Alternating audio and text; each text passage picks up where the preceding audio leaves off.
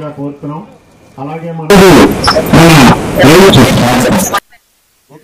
వస్తున్నటువంటి మా రామాను నిన్ననే ఆయన పుట్టినరోజు మన ఈరోజు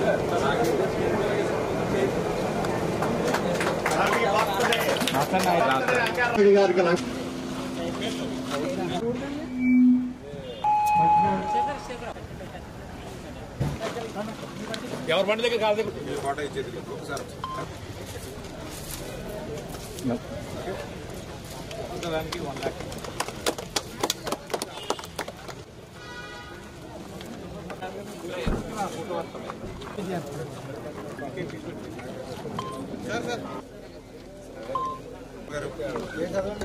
రామన్న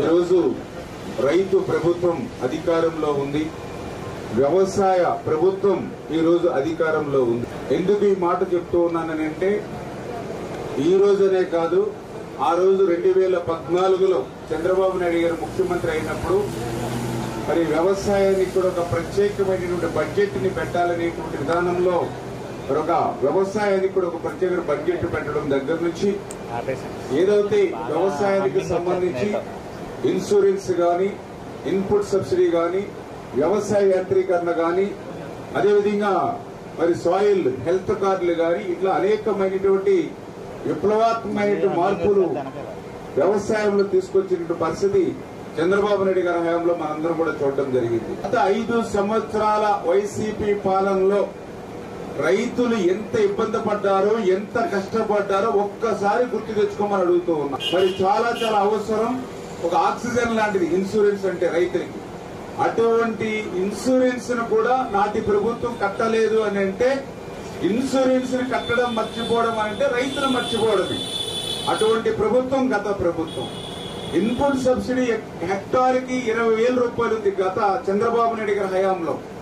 ఖర్చులు పెరిగాయి కాబట్టి 20,000, 25,000, 30,000 పెంచుతారని అనుకుంటే రివర్స్ ప్రభుత్వం 16,000కి ఇన్పుట్ సబ్సిడీ తగ్గించి రైతులు దగా చేసింది గత ప్రభుత్వం. మళ్ళీ ఈ రోజు హెక్టార్కి 25,000 రూపాయలు పెంచి ఇవాళ రైతుకు బాసటగా నిలుస్తుంది మన కూటమి ప్రభుత్వం.